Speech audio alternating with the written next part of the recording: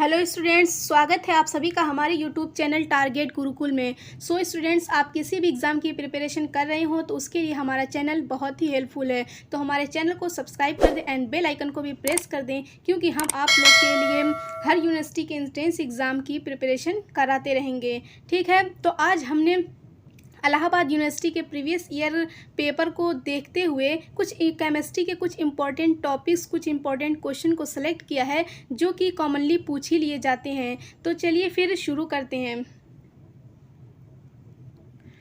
यहाँ पे हमारे पास पहला क्वेश्चन क्या कह रहा है। यहाँ पे पहला क्वेश्चन हमारे पास ये दिया है। पहला क्वेश्चन यहाँ पे दिया है, सल्फेनिक अम्ल की ब्रोमीन जल के आधिक्य में सल्फेनिक अम्ल की ब्रोमीन जल के आधिक्य से अभिक्रिया कराने पर प्राप्त होता है। तो सबसे पहले आपको सल्फेनिक अम्ल का स्ट्रक्चर पता होना चाहिए। उसके बाद जब आप उसको ब्रोमीन जल के आधिक्य से क्रिया कराएंगे तो क्या होगा। तो सल्फेनिक एसिड का जो स्ट्रक्चर होता है वो कुछ इस टाइप का होता है। ये SO3 एंड H, ये सल्फेनिक अम्ल का स्ट्रक्चर है। जब इसको आप ब्रोमीन और जल के आधिक्य में क्रिया कराएंगे तो कौन सा कंपाउंड बनेगा। तो ये ब्रोमीन होता है वो पैरा और आर्थो पोजीशन पे अपना कंपाउंड बनाता है। जब आप इसमें ऑप्शन देखेंगे यहाँ पे, तो ये ए वाला ऑप्शन है, इसमें ये मेटा पोजीशन पे ब्रोमीन अपना कंपाउंड बनाया है, जो कि गलत है। अब सेकेंड ऑप्शन हमारे पास जो है ये यहाँ पे आर्थो पोजीशन, ये आर्थो पोजीशन एंड ये पैरा पोजीशन, तो ये वाला ऑप्शन सही हो जाएगा। ठीक है, अगला क्वेश्चन हमारे पास जो है वो कुछ इस तरह से दिया है कि प्रशीतक के रूप में प्रयोग होने वाला फ्रियान है। तो जो प्रशीतक के रूप में होता है वो क्लोरोफ्लोरोकार्बन प्रशीतक के रूप में यूज़ किया जाता है, चाहे वो रेफ्रिजरेटर हो, AC हो, फ्रिज हो, कुछ भी हो, ये सब प्रशीतक के रूप में क्लोरोफ्लोरोकार्बन यूज़ किया जाता है। तो यहाँ पे आप देखेंगे यहाँ पे ट्राईक्लोरोएथेन है, गलत हो गया। एथिलीन क्लोराइड है, ये भी नहीं होगा। एसिटिलीन डाईफ्लोराइड है, ये भी गलत है। यहाँ पे आप देखेंगे डाईफ्लोरोमेथेन है, तो यहाँ पे क्लोरोफ्लोरो, इसलिए सिर्फ डाई लग गया, तो ये मतलब यही यूज़ होगा। क्लोरोफ्लोरो आ गया मतलब ये प्रशीतक के रूप में यूज़ होगा। एंड अगला क्वेश्चन हमारे पास क्या कह रहा है कि प्रतिबिंबी के रूप में सरलता से विभेद किया जा सकता है। तो ये ध्रुव मिति होता है, ध्रुवण मिति, ये प्रतिबिंब के रूप में सरलता से विभेद किया जा सकता है। अगला क्वेश्चन हमारे पास क्या कह रहा है कि निम्नलिखित में से कौन कैनिज़ारो अभिक्रिया नहीं देता है। यहाँ पे आपको नोट करने वाली बात है, बहुत सारे स्टूडेंट्स क्या करते हैं, यहीं पे गलती कर देते हैं। यहाँ पे कैनिज़ारो अभिक्रिया नहीं देता है वो, तो आपको पहले कैनिज़ारो अभिक्रिया क्या होती है उसकी डेफिनेशन आपको पता होनी चाहिए। कैनिज़ारो अभिक्रिया होती है कि ऐसे एल्डिहाइड CHO, ऐसे एल्डिहाइड जिनमें अल्फ़ा हाइड्रोजन परमाणु नहीं पाया जाता है। अल्फ़ा हाइड्रोजन परमाणु अब किसको कहते हैं, यहाँ पे बात आती है। तो किसी भी ये ग्रुप के जस्ट बाद वाले कार्बन को अल्फ़ा कार्बन कहते हैं, एंड इससे जस्ट अटैच जो हाइड्रोजन होता है उसको कहते हैं अल्फ़ा हाइड्रोजन। तो यही है कि इसमें जिसमें अल्फ़ा हाइड्रोजन परमाणु नहीं होता है वही कैनिज़ारो रिएक्शन देता है। बट यहाँ पे इसमें उल्टा यहाँ पे कह रहा है कि कैनिज़ारो अभिक्रिया नहीं देता है। तो मतलब कि जिसमें अल्फ़ा हाइड्रोजन परमाणु होगा वही कैनिज़ारो अभिक्रिया नहीं देगा। तो आप यहाँ पे फर्स्ट ऑप्शन देखेंगे तो इसमें फॉर्मल्डिहाइड है, इसमें अल्फ़ा हाइड्रोजन परमाणु। तो सबसे पहले यहाँ पे मैं एसिटल्डिहाइड का स्ट्रक्चर आपको बता दूँ। ठीक है, एसिटल्डिहाइड का यहाँ पे स्ट्रक्चर होता है आपके पास CHO एंड यहाँ पे फिर आप देखेंगे यहाँ पे एसिटल्डिहाइड के यहाँ पे जो स्ट्रक्चर बनेगा, ये CHO, ये C एंड ये C।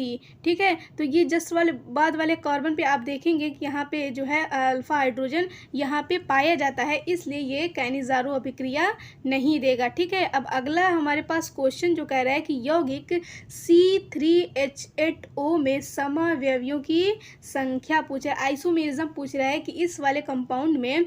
तो सबसे पहले तो आपको ये पता होना चाहिए ये कंपाउंड का स्ट्रक्चर कैसे बनेगा। तो स्ट्रक्चर बनाने के लिए सबसे पहले आपको इसमें ये पता करना पड़ेगा कि इसमें डबल बॉन्ड है कि नहीं है। तो डबल बॉन्ड चेक करने का जो फॉर्मूला होता है वो होता है double bond number of double bond बराबर होता है number of carbon minus number of hydrogen divided by 2+1। ये होता है डबल बॉन्ड चेक करने का फॉर्मूला। अगर इसमें जितना भी नंबर आ गया उतना नंबर हमारे पास क्या होगा, डबल बॉन्ड होगा। अगर 0 आ गया तो डबल बॉन्ड नहीं है। तो यहाँ पे हम देखेंगे नंबर ऑफ कार्बन इसमें 3 है और माइनस नंबर ऑफ हाइड्रोजन यहाँ पे 8 है और डिवाइडेड बाय 2+1। अगर आप इसको सिंप्लीफाई करेंगे तो 3 - 4 एंड +1 ये आपका आ जाएगा 0। मीन्स कि ये जो भी स्ट्रक्चर है इसमें एक भी डबल बॉन्ड नहीं है। जब इसमें एक भी डबल बॉन्ड नहीं है तो मतलब ये एक एल्कोहल होगा या फिर ईथर होगा। तो आप एल्कोहल या ईथर दोनों में से किसी का भी एक स्ट्रक्चर इस इतने कार्बन, इतने हाइड्रोजन और इतने ऑक्सीजन से एक एल्कोहल का, जैसे मैं यहाँ पे बना तो 3 कार्बन है तो CH3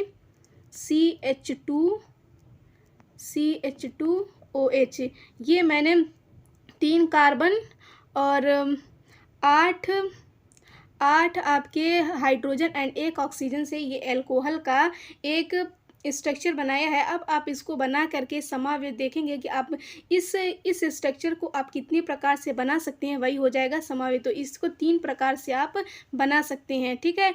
तो यहाँ पे ऑप्शन बी सही हो गया। अब अगला हमारे पास क्वेश्चन कह रहा है कि एरोमेटिक हाइड्रोकार्बन का सामान्य सूत्र क्या होता है।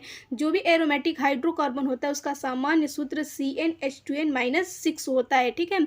अगला क्वेश्चन हमारे पास यहाँ पे कह रहा है कि कौन एरोमेटिक है। तो एरोमेटिसिटी को की कंडीशन यहाँ पे होती है कि 3-4 कंडीशंस होती हैं।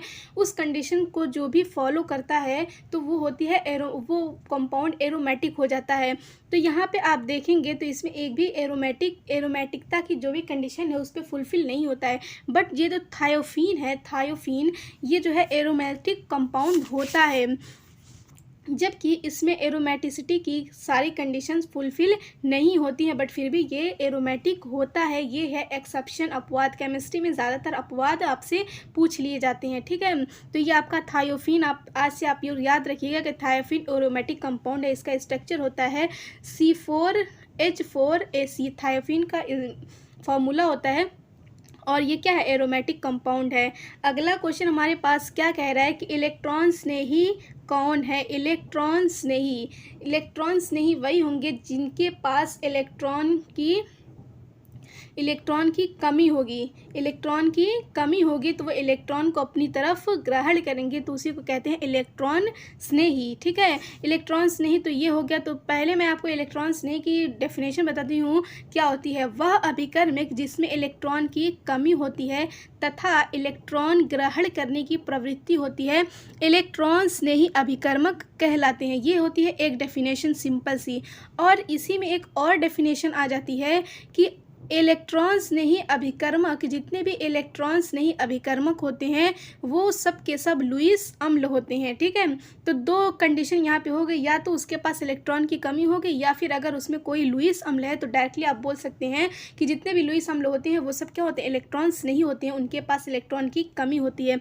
तो आप यहाँ पे देखेंगे BF3 क्या है, एक लुईस अम्ल है। तो डायरेक्टली आप यहाँ पे कुछ भी कंडीशन अप्लाई किए बिना अगर आपको लुईस अम्ल दिख गया तो डायरेक्टली ये ऑप्शन सही हो गया, ठीक। ऑप्शन डी करेक्ट है। अगला क्वेश्चन हमारे पास कह रहा है कि एक्स किरणों की खोज W के रॉटसन ने की थी। तो यहाँ पे ऑप्शन ए में आपको करेक्ट दिख रहा है कि W रॉटसन ने इसकी खोज की थी, ठीक है। अब यहाँ पे अगला क्वेश्चन हमारे पास कह रहा है कि क्रोनोमीटर नापता है, क्रोनोमीटर समय को नापता है, ठीक है। ये ऑप्शन सी आपका करेक्ट है। अगला क्वेश्चन हमारे पास है कि पीलिया मानव शरीर के किस अंग को प्रभावित करती है। पीलिया मानव शरीर के किस अंग को प्रभावित करती है। जो पीलिया है वो डायरेक्टली लीवर को वो क्या करती है, प्रभावित करती है। तो लीवर को ही उसको हिंदी में यकृत बोलते हैं, ठीक है। तो यकृत, यह आपका ऑप्शन ए सही हो गया। अगला क्वेश्चन हमारे पास ये कह रहा है कि भारत में केंद्रीय औषधि संस्थान सेंट्रल ड्रग रिसर्च इंस्टीट्यूट स्थित है। तो ये जो है लखनऊ में स्थित है। ऑप्शन डी आपका करेक्ट है। तो ये आज हमने इलाहाबाद यूनिवर्सिटी के लिए केमिस्ट्री के मोस्ट इम्पॉर्टेंट क्वेश्चंस को कवर की हैं। अब नेक्स्ट वीडियो में हम ऐसे ही आपके कुछ और मोस्ट इम्पॉर्टेंट क्वेश्चंस को कवर करेंगे, सो दैट कि आपको आइडिया हो जाए कि किस टाइप के एंड किस बेस पे क्वेश्चंस पूछे जाते हैं।